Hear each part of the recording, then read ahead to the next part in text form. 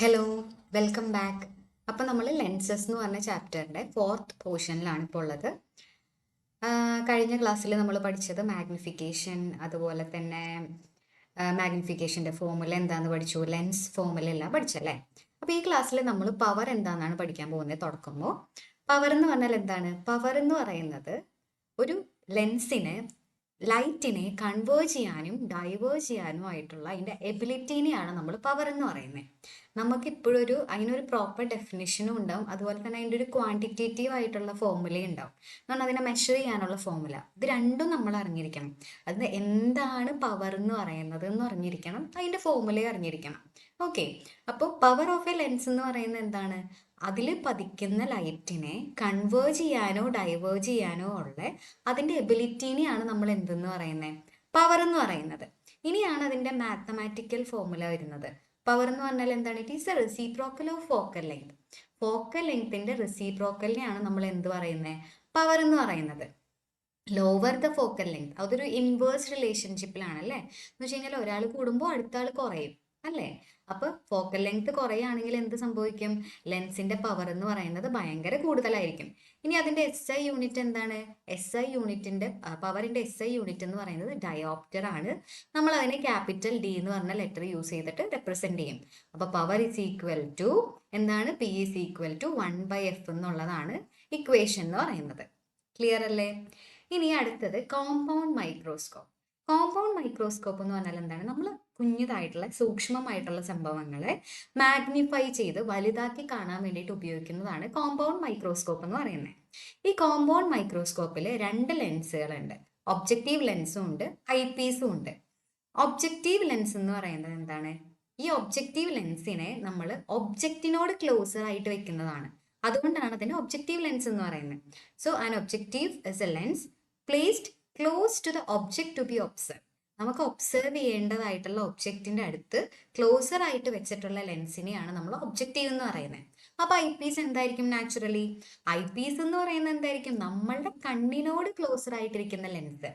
I Ps is a lens through which the image formed by the objective lens is observed.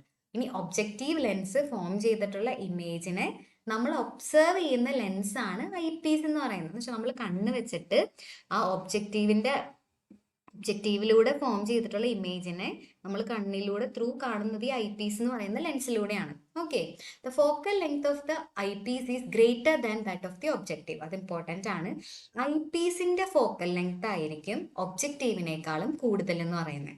The focal length of eye piece is greater than that of the objective. ഒബ്ജക്റ്റീവിനേക്കാളും eye പീസിന്റെ focal length കൂടുതലായിരിക്കും. ഇനി നിങ്ങൾ നോക്കുക, ഒബ്ജക്റ്റിന്റെ position എവിടെയാണ്? The object should be placed between FO and 2FO. FO എന്ന് പറയുന്നത് എന്താണ്? Focal length of the objective lens. 2FO എന്ന് പറയുന്നത് ഇതിൽ FO എന്ന് പറയുന്നത് focal length of the objective ആണ്. ട്വൈസ് ദ ഫോക്കൽ ലെങ്ത്, അതാണ് ഇത് ഉദ്ദേശിക്കുന്നത്. അപ്പോൾ FOന്റെയും 2FOന്റെയും ഇടയിലാണ് ഒബ്ജക്റ്റിനെ വെക്കുന്നതെങ്കിൽ നമ്മൾ പഠിച്ചിട്ടുണ്ട്, നമുക്ക് എവിടെയാ ഇമേജ് കിട്ടുന്നുണ്ടാവുക? ബിയോണ്ട് 2FOന്റെ അപ്പുറത്താണ് നമുക്ക് ഇമേജ് കിട്ടുന്നുണ്ടാവുക. അതിന്റെ നേച്ചർ എന്തായിരിക്കും? ലാർജ് ആയിരിക്കും, റിയൽ ആയിരിക്കും, ഇൻവേർട്ടഡ് ആയിരിക്കും. അപ്പോൾ നമുക്ക് നമ്മൾ ഒബ്ജക്റ്റിനെ എപ്പോഴും എവിടെ വെക്കുക? ഈ FOന്റെയും 2FOന്റെയും ഇടയിൽ വെക്കും ഒബ്ജക്റ്റിനെ.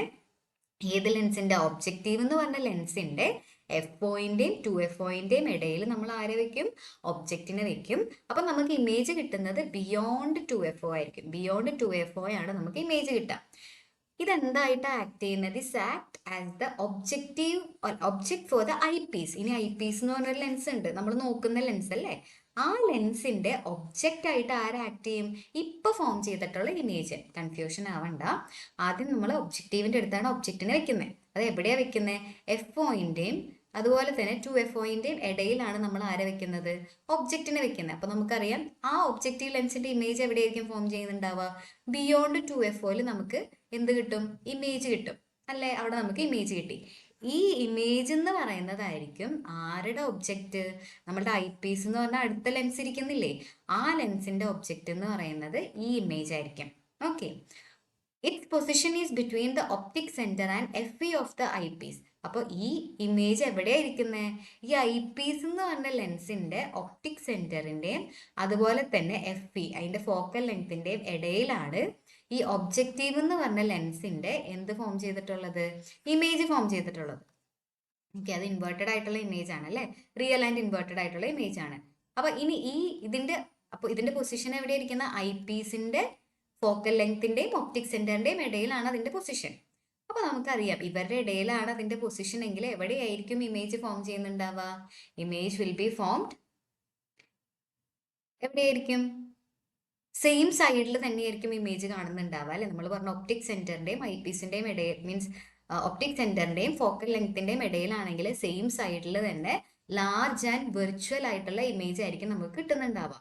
അപ്പൊ നമുക്ക് ഒരു ഒബ്ജക്റ്റിനെ നമ്മൾ മൈക്രോസ്കോപ്പിക്കൂടെ നോക്കുമ്പോൾ അത് തല കുത്തനെയുള്ള ഒരു ഇമേജ് ആണെങ്കിൽ നമുക്ക് എന്തെങ്കിലും ഉപകാരം ഉണ്ടോ, ഇല്ല. അത് ക്ലിയർ ആയിട്ട് അതിന്ന് പ്രോപ്പർ അനലൈസിസ് ഒക്കെ നടത്തണമെങ്കിൽ, അതിൽ കറക്റ്റ് നിരീക്ഷണമൊക്കെ പറയണമെങ്കിൽ എങ്ങനെയായിരിക്കണം അത്, അതൊരു റിയൽ ആയിട്ടുള്ള, റിയൽ അല്ല ലാർജ് ആയിട്ടുള്ള നേരെ നിൽക്കുന്ന ഇമേജ് ആയിരിക്കണം. ഓക്കെ, വെർച്വൽ ഇമേജ് നമുക്ക് അറിയാം എപ്പോഴും ഇറക്റ്റ് ആയിട്ടുള്ളതായിരിക്കും, ഇൻവേർട്ടഡ് പൊസിഷനിൽ കിട്ടില്ല. അപ്പൊ നമുക്ക് ലാർജും അതുപോലെ തന്നെ ഇറക്റ്റും ആയിട്ടുള്ള വെർച്വൽ ഇമേജ് ആയിരിക്കും നമുക്ക് ഐ പി സി കൂടെ കാണാൻ പറ്റുന്നത്. ഞാൻ ഒരു തവണയും കൂടെ പറയാം, രണ്ട് തരത്തിലുള്ള ലെൻസ് ഉണ്ട്, ഒബ്ജക്റ്റീവ് ലെൻസും ഉണ്ട്, ഐ പീസും ഉണ്ട്. ഒബ്ജക്റ്റീവ് ലെൻസ് എന്ന് പറയുന്നത് എന്തിനോട് ക്ലോസർ ആയിട്ട് വെച്ചതായിരിക്കും, ഒബ്ജക്റ്റിനോട് ക്ലോസർ ആയിട്ട് വെക്കുന്നതായിരിക്കും. അതിന്റെ ഇനി ഐ പീസ് എന്ന് പറയുന്നത്, ഐ പീസ് നമ്മുടെ കണ്ണിനോട് അല്ലെങ്കിൽ അതിലൂടെയാണ് നമ്മൾ ഇമേജ് കാണുന്നത് ഒബ്ജക്റ്റിന്റെ. ഇനി ഫോക്കൽ ലെങ്ത് എന്ന് പറയുന്നത് ഐ പീസിന്റെ കൂടുതലായിരിക്കും ഒബ്ജക്റ്റീവുമായിട്ട് കമ്പയർ ചെയ്യുമ്പോൾ. ഇനി ഒബ്ജക്റ്റ് എവിടെയാണ് നമ്മൾ പ്ലേസ് ചെയ്യുന്നത്, ഒബ്ജക്റ്റീവ് എന്ന് പറഞ്ഞ ലെൻസിന്റെ FOന്റെയും 2FOന്റെയും ഇടയിലാണ് നമ്മൾ വെക്കുന്നത്. ഇമേജ് ഫോം ചെയ്യുന്നത് ബിയോണ്ട് 2FO ആയിരിക്കും. ഈ ഇമേജ് എന്ന് പറയുന്നത് ഐ പീസ് എന്ന് പറയുന്നതിന്റെ ഒബ്ജക്റ്റ് ആയിട്ട് ആക്ട് ചെയ്യും. അതിന്റെ പൊസിഷൻ എന്ന് പറഞ്ഞാൽ ഒപ്റ്റിക് സെന്ററിന്റെയും FP അതിന്റെ ഫോക്കൽ ലെങ്തിന്റെയും ഇടയിലായിരിക്കും. അപ്പൊ നമുക്ക് കിട്ടുന്ന ഇമേജ് എന്ന് പറയുന്നത് ലാർജ് ആൻഡ് വെർച്വൽ ഇമേജ് ആയിരിക്കും. ഓക്കെ, ഇനി if the focal length of the objective lens is longer, objective ലെൻസിന്റെ ഫോക്കൽ ലെങ്ത് ലോങ്ങർ ആണെങ്കിൽ എന്തായിരിക്കും അതിന്റെ ഒരു ഡിഫക്റ്റ് എന്ന് പറയുന്നത്, ഇമേജിന്റെ സൈസ് എന്ന് പറയുന്നത് സ്മോളർ ആയിരിക്കും. അപ്പൊ മാഗ്നിഫിക്കേഷൻ എന്ന് പറയുന്നത് കുറവായിരിക്കും. നമ്മൾ എന്തിനാ കോമ്പൗണ്ട് ലെൻസ് യൂസ് ചെയ്യുന്നത്, അല്ലെ കോമ്പൗണ്ട് മൈക്രോസ്കോപ്പ് യൂസ് ചെയ്യുന്നത്, വലിയ ഇമേജ് കാണാൻ വേണ്ടിയിട്ടല്ലേ. അപ്പൊ ഇനി ഒബ്ജക്റ്റീവ് ലെൻസിന്റെ ഫോക്കൽ ലെങ്ത് നമ്മൾ ഐ പീസിനേക്കാളും കൂടുതലാക്കി വെച്ചാൽ സൈസ് എന്ന് പറഞ്ഞത് നമുക്ക് എന്ത് കിട്ടും, കുറവായിരിക്കും കിട്ടുന്നുണ്ടാവുക, മാഗ്നിഫിക്കേഷൻ കുറവായിരിക്കും. അപ്പൊ അതിന്റെ ഒരു പർപ്പസിന് കാരണം ഇല്ലാണ്ടാവും. അതുകൊണ്ട് തന്നെ ഒബ്ജക്റ്റീവ് ലെൻസിന്റെ ഫോക്കൽ ലെങ്ത് എന്ന് പറയുന്നത് എന്തായിരിക്കണം, ഷോർട്ടർ ആയിരിക്കണം. ഓക്കെ, ഇനി മൈക്രോസ്കോപ്പ് എന്തിനാ യൂസ് ചെയ്യുന്നതെന്ന് പറയണ്ടല്ലോ. ഒരു റേഞ്ച് ഓഫ് ഒബ്ജക്റ്റീവ്, എന്താ പറയുക, microscope is usually provided with a range of objective lenses to obtain suitable magnification while observing micro objects. സൂക്ഷ്മമായിട്ടുള്ള ഒബ്ജക്റ്റുകൾ ഒബ്സർവ് ചെയ്യുമ്പോൾ മാഗ്നിഫിക്കേഷൻ ഇഫക്റ്റ് കിട്ടാൻ വേണ്ടിയിട്ടാണ് മൈക്രോസ്കോപ്പ് യൂസ് ചെയ്യുന്നത്. ഒരു മൈക്രോസ്കോപ്പിൽ ഒരു റേഞ്ച് ഓഫ് ഒബ്ജക്റ്റീവ് ലെൻസ്, ഒരുപാട് തരത്തിലുള്ള ഒബ്ജക്റ്റീവ് ലെൻസുകൾ ഒരു പെർട്ടിക്കുലർ റേഞ്ചിൽ തന്നെ ഒബ്ജക്റ്റീവ് ലെൻസ് കൊടുത്തിട്ടുണ്ടാവും. അത് എന്തിനു വേണ്ടിയിട്ടാണ്, നമ്മുടെ ആവശ്യാനുസരണം നമുക്കത് മാറ്റി വയ്ക്കാൻ വേണ്ടിയിട്ടാണ്. ഓക്കെ, അപ്പൊ ഇതാണ് കോമ്പൗണ്ട് മൈക്രോസ്കോപ്പ് എന്ന് പറയുന്നത്. ഇനി അടുത്തത് റിഫ്രാക്റ്റിംഗ് ടെലസ്കോപ്പ് ആണ്. രണ്ട് തരത്തില് ടെലസ്കോപ്പ് എന്ന് പറഞ്ഞാൽ എന്താണ്, അകലെയുള്ള ഒബ്ജക്റ്റുകളെ കാണാൻ വേണ്ടിയിട്ട് യൂസ് ചെയ്യുന്നതാണ് ടെലസ്കോപ്പ് എന്ന് പറയുന്നത്. രണ്ട് തരത്തിലുള്ള ടെലസ്കോപ്പ് ഉണ്ട്, റിഫ്ലക്ഷൻ യൂസ് ചെയ്ത് വർക്ക് ചെയ്യുന്നതുണ്ട്, റിഫ്രാക്ഷൻ യൂസ് ചെയ്ത് വർക്ക് ചെയ്യുന്നതുണ്ട്. നമ്മൾ ഇവിടെ പഠിക്കുന്നത് റിഫ്രാക്റ്റിംഗ് ടെലസ്കോപ്പ് ആണ്. റിഫ്രാക്ഷൻ എന്ന് പറഞ്ഞ ഫിനോമിന യൂസ് ചെയ്തിട്ട് വർക്ക് ചെയ്യുന്ന റിഫ്രാക്റ്റിംഗ് ടെലസ്കോപ്പ് ആണ് നമ്മൾ യൂസ് ചെയ്യുന്നത്. The main part of the telescope, ഇതിന്റെ മെയിൻ പാർട്ടും എന്ത് തന്നെയാണ്, ഒബ്ജക്റ്റീവും ഐ പീസും തന്നെയാണ് റിഫ്രാക്റ്റിംഗ് ടെലസ്കോപ്പിന്റെ മെയിൻ പാർട്ട് എന്ന് പറയുന്നത്. ഇനി ഒരു ടെലസ്കോപ്പിൽ ഒബ്ജക്റ്റീവ് ഫോം ചെയ്യുന്നത് small real and inverted image ആയിരിക്കും. ഒരു ഡിസ്റ്റന്റ് ആയിട്ടുള്ള ഒബ്ജക്റ്റിന്റെ എങ്ങനത്തെ ഇമേജ് ആയിരിക്കും ഫോം ചെയ്യുന്നുണ്ടാവുക, small real and inverted image ആണ് ടെലസ്കോപ്പ് ഫോം ചെയ്യുന്നുണ്ടാവുക, ടെലസ്കോപ്പിന്റെ ഒബ്ജക്റ്റീവ് ഫോം ചെയ്യുന്നുണ്ടാവുക. It is the image formed by the objective that we observe through the I piece. അപ്പൊ ഈ ഒബ്ജക്റ്റീവ് ഫോം ചെയ്തിട്ടുള്ള ഈ ഇമേജിനെയാണ് നമ്മൾ ഏതിൽ കൂടെ കാണുന്നത്, ഐ പീസിൽ കൂടെ കാണുന്നത്.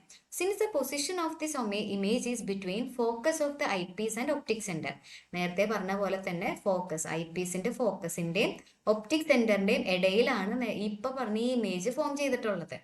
അങ്ങനെ ഫോം ചെയ്യുന്നത് കാരണം നമുക്ക് കിട്ടുന്നത് വെർച്വൽ ഇമേജ് ആയിരിക്കും. ഓക്കെ, ഫൈനലി നമ്മൾ ഐ പീസിലൂടെ കാണുന്നത് എന്ത് ഇമേജ് ആയിരിക്കും, വെർച്വൽ ഇമേജ് ആയിരിക്കും. വൈൽ മേക്കിംഗ് എ ടെലസ്കോപ്പ് നമ്മൾ കുറച്ച് കാര്യങ്ങൾ ശ്രദ്ധിക്കണം. The length of the telescope tube should be taken by considering the focal length of the objective lens. Objective ലെൻസിന്റെ ഫോക്കൽ ലെങ്ത് കൺസിഡർ ചെയ്തിട്ട് വേണം നമ്മൾ എന്ത് ചെയ്യേണ്ടത്, സോറി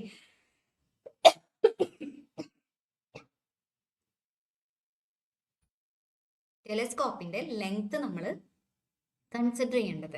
ഓക്കെ, അത് ഒബ്ജക്റ്റീവ് ലെൻസിന്റെ ഫോക്കൽ ലെങ്ത് മാത്രമല്ല, ഐ പീസിന്റെ ഫോക്കൽ ലെങ്ത്തും കൂടെ നമ്മൾ കൺസിഡർ ചെയ്യണം. അപ്പോൾ ഒരു ടെലസ്കോപ്പ് ഉണ്ടാക്കുമ്പോൾ ടെലസ്കോപ്പിന്റെ ലെങ്ത് എന്ന് പറയുന്നത് ഒബ്ജക്റ്റീവ് ലെൻസിന്റെ ഫോക്കൽ ലെങ്ത്തും ഐ പീസ് ലെൻസിന്റെ ഫോക്കൽ ലെങ്ത്തും കൂടെ കൺസിഡർ ചെയ്തിട്ട് വേണം നമ്മൾ എന്ത് ചെയ്യാനായിട്ട്, ലെങ്ത് ചൂസ് ചെയ്യാനായിട്ട്. ഇനി ചാപ്റ്റർ കംപ്ലീറ്റ് ആയി. അതിലൊരു മേക്കിംഗ് പോർഷൻ ഉണ്ട്, അത് നിങ്ങളൊന്ന് വായിച്ചു നോക്കാം. ഇനി നമുക്ക് എക്സസൈസിലുള്ള എല്ലാ ക്വസ്റ്റ്യൻസും അല്ല, എന്നാലും ഞാൻ കുറച്ച് ചൂസി ആയിട്ട് ക്വസ്റ്റ്യൻസ് എടുത്ത് വന്നിട്ടുണ്ട്. ഇത് ഫസ്റ്റ് ക്വസ്റ്റ്യൻ ആണ്. ഇവിടെ നിങ്ങൾക്ക് കാണുന്ന നമ്പർ തന്നെയായിരിക്കും അതിന്റെ റിയൽ, അവിടെ നിന്ന് ഞാൻ ക്രോപ്പ് ചെയ്തെടുത്തിട്ടുള്ളതാണ്. അപ്പൊ നോക്കുക, the focal length of A convex lens 20 centimetre. Convex lens ആണ്, അപ്പൊ എന്തായിരിക്കും ഫോക്കൽ ലെങ്ത് നമ്മൾ പഠിച്ചതാണ്, 20 സെന്റിമീറ്റർ വിൽ ബി പോസിറ്റീവ്. ഇനി an object of height 3 centimetre is located at A distance of 60 centimetre from it's optic centre. ഒരു object 3 centimetre height ഉള്ളത്, height object നേരെയാണ് നമ്മൾ വെക്കുന്നുണ്ടാവുക, അപ്പൊ ആ 3 സെന്റിമീറ്റർ ഹൈറ്റ് എന്ന് പറയുന്നത് പോസിറ്റീവ് ആയിരിക്കും, 3 സെന്റിമീറ്റർ. പിന്നെ ഒബ്ജക്റ്റിനെ വെക്കുന്നത് എപ്പോഴും ലെഫ്റ്റ് ഹാൻഡ് സൈഡിലായതുകൊണ്ട് അതിന്റെ ഈ ഡിസ്റ്റൻസ് തന്നിട്ടുള്ളത് എങ്ങനെയാ നമ്മൾ എടുക്കുന്നുണ്ടാവുക, നെഗറ്റീവ് എടുക്കും. അപ്പൊ -60 സെന്റിമീറ്റർ എന്ന് എടുക്കും. ഇനി നമ്മളോട് കണ്ടുപിടിക്കാൻ പറഞ്ഞിട്ടുള്ള എന്താണ്, calculate the height of the image. ഇമേജിന്റെ ഹൈറ്റ് കണ്ടുപിടിക്കണം. ഇമേജിന്റെ ഹൈറ്റ് കണ്ടുപിടിക്കണമെങ്കിൽ നമുക്ക് എന്തായാലും എന്ത് വേണം, ഈ ഇത്രയും ഇൻഫർമേഷനെ നമുക്കത് കണ്ടുപിടിക്കാൻ ബുദ്ധിമുട്ടാണ്. So what we will do is will figure out the image distance. അതിന് നമുക്ക് ലെൻസ് ഫോർമുല ഉണ്ടല്ലേ, ഞാനിപ്പോൾ ഓൾറെഡി 1/v = 1/f + 1/u എന്നാണ് എടുക്കുന്നത്, മറ്റേ ഫോർമുലേനെ മോഡിഫൈ ചെയ്തത്. ഓക്കെ, ഇനി വാല്യൂ സബ്സ്റ്റിറ്റ്യൂട്ട് ചെയ്യാണ്. 1/20 + 1/-60 which is equal to 1/20 - 1/60. അപ്പോൾ എനിക്ക് കിട്ടുന്നത് 1/30 എന്ന് കിട്ടും. ഇതെന്ന് പറയുന്നത് 1/v ആണ്. v = എത്രയായിരിക്കും, അപ്പോൾ 30 സെന്റിമീറ്റർ എന്ന് കിട്ടി. ഇനി നമുക്ക് മാഗ്നിഫിക്കേഷന്റെ ഫോർമുലയിൽ നമുക്കറിയാം hi/ho = v/u ആണ്. അപ്പൊ ജസ്റ്റ് v/uന്റെ വാല്യൂ സബ്സ്റ്റിറ്റ്യൂട്ട് ചെയ്ത് കൊടുക്കാം. നമുക്ക് അറിയണ രണ്ടുമാണ്. ഇപ്പൊ 30/-60 which is equal to എത്രയാണ്, -0.5 എന്ന് നമുക്ക് കിട്ടും. യൂണിറ്റ് ഉണ്ടോ, യൂണിറ്റ് ഇല്ല. Magnification is ratio. ഇനി ഹൈറ്റ് ഓഫ് ദ ഇമേജ് കിട്ടണമെങ്കിലോ, ഹൈറ്റ് ഓഫ് ദ ഇമേജ് കിട്ടണമെങ്കിൽ m × h0, ഈ ഫോർമുലയിൽ നിന്ന് m × h0 എന്ന് കിട്ടും, which is equal to -0.5 × 3 എന്ന് ചെയ്തു, which is equal to -1.5 centimetre എന്നായിരിക്കും നമുക്ക് കിട്ടുന്നുണ്ടാവുക. ഹൈറ്റ് ഓഫ് ദ ഇമേജ് എന്ന് പറയുന്നത് നെഗറ്റീവ് ആണല്ലേ, അപ്പൊ അത് എന്തായിരിക്കും, റിയൽ ആൻഡ് ഇൻവേർട്ടഡ് ആയിരിക്കും. നെഗറ്റീവ് ആണെങ്കിൽ അത് നമുക്ക് കിട്ടുന്നത് റിയൽ ആൻഡ് ഇൻവേർട്ടഡ് ആയിരിക്കും. പിന്നെ സൈസ് നോക്കും നിങ്ങൾ, ഒബ്ജക്റ്റിന്റെ ഹൈറ്റ് 3 സെന്റിമീറ്റർ ആയിരുന്നു, ഇമേജിന്റെ 1.5 ആണ്. അപ്പൊ എന്താണ്, സ്മോളർ സൈസ് ആണ്, സ്മോളർ സൈസ് ഉള്ള ഇമേജ് ആണ് ഫോം ചെയ്യുന്നുണ്ടാവുക. Okay, height of the image negative ആണെന്നുള്ളത് അർത്ഥം ബിലോ ദ ആക്സിസ് ആണ് ഫോം ചെയ്തിട്ടുള്ളത്. ബിലോ ദ ആക്സിസ് ആണെങ്കിൽ റിയൽ ആൻഡ് ഇൻവേർട്ടഡ് ആയിരിക്കും. പിന്നെ ഒബ്ജക്റ്റിന്റെ ഹൈറ്റ് വെച്ച് നോക്കുമ്പോൾ ഇമേജിന്റെ ഹൈറ്റ് ചെറുതാണ്, അപ്പോൾ സ്മോളർ സൈസ് ആയിട്ടുള്ള ഇമേജ് ആണ് ഫോം ചെയ്തിട്ടുണ്ടാവുക. ഇനി രണ്ടാമത്തെ ക്വസ്റ്റ്യൻ എന്ന് പറയുന്നത്, focal length of A lens is 20 centimetre. ഏത് ലെൻസ് ആണെന്ന് പറഞ്ഞിട്ടില്ല. Focal length of A lens is 20 centimetre. So നമുക്ക് അതിനെ എങ്ങനെ എടുക്കാം, we can take it as positive. Okay, so f is equal to 20 centimeter നമ്മൾ എടുത്തു. An object is placed 30 centimeter away from the lens. ഒരു ഒബ്ജക്റ്റിനെ 30 സെന്റിമീറ്റർ അപ്പുറത്ത് കൊണ്ട് വെച്ചേക്കാണ്, അപ്പോൾ u will be equal to -30 centimetre, കാരണം ഒബ്ജക്റ്റ് എപ്പോഴും ലെഫ്റ്റ് ഹാൻഡ് സൈഡിലാണ് വെക്കുക. ഇനി ഹൈറ്റ് ഓഫ് ദ ഇമേജ് ഇതാ ഇവിടെ സെക്കൻഡ് സെന്റൻസിൽ തന്നിട്ടുണ്ട് 1.2 എന്നുള്ളത്. അപ്പൊ അതിനെ ഞാനിവിടെ എഴുതാണ്, h is equal to, അല്ല ഹൈറ്റ് ഓഫ് ദ ഒബ്ജക്റ്റ് ആണ്, ho is equal to 1.2 centimetre എന്നുള്ളത്. ഫസ്റ്റ് ക്വസ്റ്റ്യനിൽ an object is placed at 30 centimeter from the lens. Calculate how far the screen should be placed to get a clear image. അങ്ങനെയൊക്കെ വളച്ച് കിട്ടി പറഞ്ഞത് screen എവിടെ വെച്ചാലാണ് clear image കിട്ടാന്നാ ചോദിച്ചിട്ടുള്ളത്. അതിന്റെ അർത്ഥം എന്താണ്, എവിടെയാണ് നമ്മളുടെ ഇമേജ് ഫോം ചെയ്യുന്നത്, ആ ഡിസ്റ്റൻസ് നമ്മൾ കണ്ടുപിടിക്കണം. That means we have to figure out v അല്ലേ. അപ്പോൾ 1/v is equal to 1/f + 1/u ആണ്. വാല്യൂ സബ്സ്റ്റിറ്റ്യൂട്ട് ചെയ്ത് കൊടുക്കുക. 1/20 + 1/-30 ആണ്. അപ്പൊ നമുക്കതിന് എന്താ കിട്ടുന്നത്, 1/20 - 1/30, കാരണം ആ നടുക്കത്തത് +- ആയിട്ട് മാറും. So 1/v is equal to നമുക്ക് 1/60 എന്ന് കിട്ടും. v is equal to 60 centimetre നമുക്ക് കിട്ടും. ഓക്കെ, ഇനി മാഗ്നിഫിക്കേഷൻ എന്ന് പറഞ്ഞാൽ എന്താണ്, m is equal to v/u ആണല്ലേ. അപ്പോൾ രണ്ടാമത്തെ ക്വസ്റ്റ്യനിൽ നമ്മൾ ഇമേജിന്റെ ഹൈറ്റ് കണ്ടുപിടിക്കാനാണ് പറഞ്ഞിട്ടുള്ളത്. അപ്പോൾ നമുക്ക് എന്തായാലും മാഗ്നിഫിക്കേഷൻ അതുപോലെ ആവശ്യമാണ്. അപ്പോൾ 60 ഡിവൈഡഡ് ബൈ -30 ചെയ്തു, വിച്ച് ഈസ് ഈക്വൽ ടു -2 ആണ് മാഗ്നിഫിക്കേഷൻ. യൂണിറ്റ് ഇല്ല. ഇനി ഹൈറ്റ് ഓഫ് ദ ഇമേജ് കണ്ടുപിടിക്കാനായിട്ട് എന്ത് ചെയ്യണം? m ഇൻറ്റു HO ചെയ്യുക. മാഗ്നിഫിക്കേഷൻ -2 ആണ്, ഹൈറ്റ് ഓഫ് ദി ഒബ്ജക്റ്റ് 1.2 ആണ്. സബ്സ്റ്റിറ്റ്യൂട്ട് ചെയ്തു. അപ്പോൾ ആൻസർ കിട്ടുന്നത് -2.4 സെൻറ്റിമീറ്റർ ആണ്. ഓക്കെ, ഇതിൽ ലെൻസ് ഏതാന്ന് പറഞ്ഞിട്ടില്ല. പക്ഷെ സ്ക്രീനിൽ ഇമേജ് ഫോം ചെയ്യണമെങ്കിൽ അതൊരു റിയൽ ആയിട്ടുള്ള ഇമേജസ് ആയിരിക്കണം. അപ്പോൾ നമുക്ക് കോൺവെക്സ് ലെൻസ് ആണ് എടുക്കുക. കോൺവെക്സ് ലെൻസ് എഫിന് നമ്മൾ 20 സെൻറ്റിമീറ്റർ എടുത്തു, U-30 ഹൈറ്റ് എടുത്തു, V കണ്ടുപിടിച്ചു. ഒബ്ജക്റ്റ് എവിടെയാ, സ്ക്രീൻ എവിടെയാണ് വെക്കേണ്ടതെന്ന് ചോദിച്ചിട്ടുണ്ട്. അപ്പോൾ അതിൻ്റെ അർത്ഥം എന്ന് പറയുന്നത് ഇമേജ് ഡിസ്റ്റൻസ് എത്രയാണെന്ന് അറിയണം. നമ്മൾ ഇമേജ് ഡിസ്റ്റൻസ് കണ്ടുപിടിച്ചു. പിന്നെ ഹൈറ്റ് ഓഫ് ദ ഇമേജ് ചോദിച്ചിട്ടുണ്ട്, അതിന് മാഗ്നിഫിക്കേഷൻ്റെ വാല്യൂ വേണം. അപ്പോൾ നമ്മൾ മാഗ്നിഫിക്കേഷൻ കണ്ടുപിടിച്ചു, പിന്നെ ഹൈറ്റ് ഓഫ് ദ ഇമേജും കണ്ടുപിടിച്ചു. അതാണ് സെക്കൻഡ് ക്വസ്റ്റ്യൻ. ഇനി അടുത്തത് തേർഡ് ക്വസ്റ്റ്യൻ, മൂന്നാമത്തെ പ്രോബ്ലം ആണ്. The focal length of A convex lens is 100 millimeter. അപ്പോൾ ഫോക്കൽ ലെങ്ത് എത്ര തന്നിട്ടുണ്ട്? 100 mm തന്നിട്ടുണ്ട്. An object of height 15 mm is located 60 mm from the optic center on its optic axis. അപ്പോൾ height of the object ആണ് എത്ര തന്നിട്ടുള്ളത്? 15 mm തന്നിട്ടുള്ളത്. പിന്നെ അതിൻ്റെ ഡിസ്റ്റൻസ് തന്നിട്ടുണ്ട് എത്രയാണ്? -60 mm. മൈനസ് എടുക്കാൻ കാരണം ലെഫ്റ്റ് സൈഡിലാണ് ഒബ്ജക്റ്റ് വെക്കുക എന്നുള്ളത് കൊണ്ടാണ്. റേ ഡയഗ്രാം വരയ്ക്കാൻ പറഞ്ഞിട്ടുണ്ട്. ആ ക്വസ്റ്റ്യൻ ഞാൻ നിങ്ങൾക്ക് വിട്ടു തരാണ്. Try to draw the ray diagram. Ray diagram വരയ്ക്കണമെങ്കിൽ ഈ കേസിൽ നമ്മൾ എന്ത് കണ്ടുപിടിക്കണം? ഇമേജ് ഡിസ്റ്റൻസ് കണ്ടുപിടിക്കണം. അത് നമുക്കിവിടെ ചെയ്യാം. ഇമേജ് ഡിസ്റ്റൻസ് കണ്ടുപിടിക്കാനായിട്ട് 1/v - 1/u = 1/f. അപ്പോൾ 1/v = വാല്യൂസ് ഞാൻ പ്ലസ് ആവും, 1/f + 1/u എന്നാവും. അപ്പോൾ ഞാൻ 1/fന് 1/100 + 1/60 ചെയ്തു. അപ്പോൾ എനിക്ക് ആൻസർ കിട്ടാൻ പോകുന്നത് 4/150 ആണ്. കാൽക്കുലേഷൻ പാർട്ട് ഞാൻ അത്ര എക്സ്പാൻഡ് ചെയ്ത് പറയുന്നില്ല. നിങ്ങൾക്ക് ഇതിൻ്റെ കാൽക്കുലേഷൻ കൂടുതൽ ഡീറ്റെയിൽ ആയിട്ട് പഠിക്കണമെങ്കിൽ ജസ്റ്റ് കമൻറ്റ്. നമുക്ക് വേറൊരു ക്ലാസ് ആയിട്ട് ഈ ഫ്രാക്ഷനൊക്കെ എങ്ങനെ ചെയ്യുന്ന നോക്കാം. 150 ഡിവൈഡഡ് ബൈ 4. അപ്പോൾ നമുക്ക് ആൻസർ കിട്ടുന്നത് 37.5 mm ആണ്. എന്ത് കിട്ടുന്നത്? V കിട്ടുന്നത്. അപ്പോൾ ഇത് യൂസ് ചെയ്തിട്ട് നമുക്ക് എന്ത് ചെയ്യാൻ പറ്റും? റേ ഡയഗ്രാം നമുക്ക് പ്രോപ്പറായിട്ട് വരയ്ക്കാൻ പറ്റും. ഇനി രണ്ടാമത്തെ ക്വസ്റ്റ്യൻ നോക്കാം. Calculate the magnification if the distance to the object is 20 mm. 20 mm ആണ് എന്ത്? ഒബ്ജക്റ്റ് ഡിസ്റ്റൻസ് എന്ന് പറയുന്നത്. അപ്പോൾ ഒബ്ജക്റ്റ് ഡിസ്റ്റൻസ് ചെറുതായിട്ടൊന്ന് അവിടെ എന്ത് ചെയ്തിട്ടുണ്ട്? മാറിയിട്ടുണ്ട്. അപ്പോൾ ഇവിടെ ഫോക്കൽ ലെങ്ത് എന്ന് പറയുന്നത് എത്രയാണ്? ഫോക്കൽ ലെങ്ത് എന്ന് പറയുന്നത് 100 mm തന്നെയാണ്.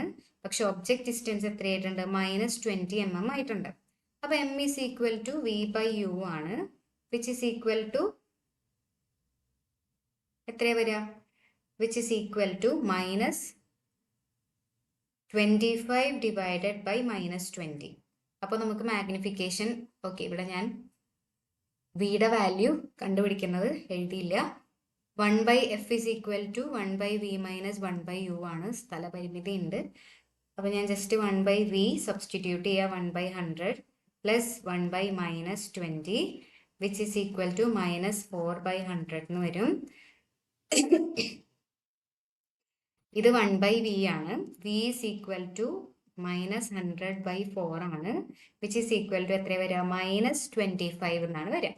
-25 mm എന്ന് വരും. ആ -25 ആണ് ഇവിടെ യൂസ് ചെയ്തിട്ടുള്ളത്. ഓക്കെ, അപ്പോൾ -25 ഡിവൈഡഡ് ബൈ -20 എന്ന് കിട്ടി.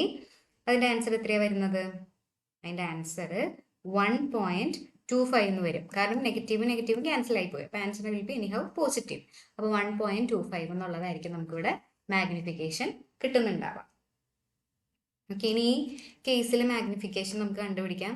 m = എന്താണ്? v/u ആണ്.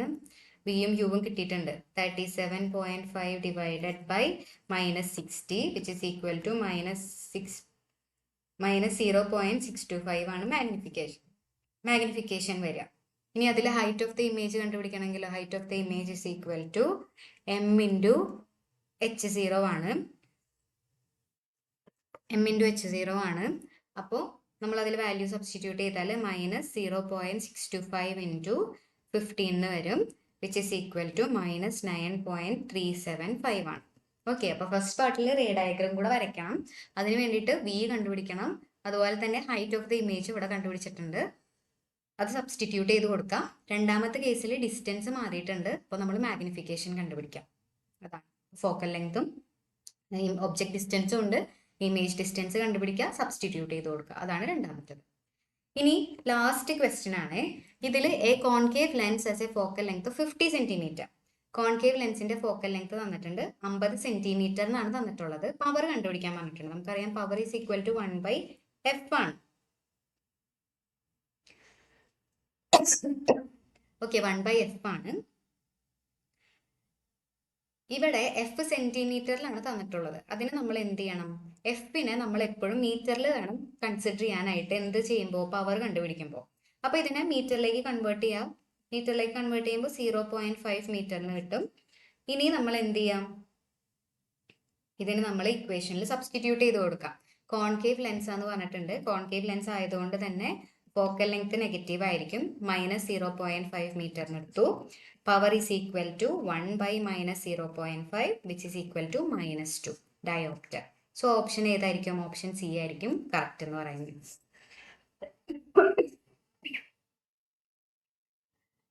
ഓക്കെ, അപ്പോൾ ചാപ്റ്റർ കംപ്ലീറ്റ് ചെയ്തു. നമ്മളതിൽ എക്സസൈസ് ക്വസ്റ്റ്യൻസ് ഒക്കെ ചിലത് എല്ലാനും അല്ല, ഓൾമോസ്റ്റ് ഒരു അതിലെ ന്യൂമറിക്കൽസ് വരുന്നതൊക്കെ കംപ്ലീറ്റ് ചെയ്തിട്ടുണ്ട്. ഇനി അതിൽ ഏതെങ്കിലും ക്വസ്റ്റ്യൻസ് ഒക്കെ വേണമെങ്കിൽ നിങ്ങൾ കമൻറ്റ് ചെയ്യുക. എന്തെങ്കിലും ഡൗട്ട്സ് ഉണ്ടെങ്കിൽ ചോദിക്കുക, നിങ്ങളുടെ സജഷൻസും പറയാം. അപ്പോൾ താങ്ക് യു സോ മച്ച്. നമ്മുടെ സെക്കൻഡ് ചാപ്റ്റർ കംപ്ലീറ്റ് ചെയ്തു. ഇനി നമുക്ക് തേർഡ് ചാപ്റ്ററിൽ കാണാം. അപ്പോൾ താങ്ക് യു വെരി മച്ച്.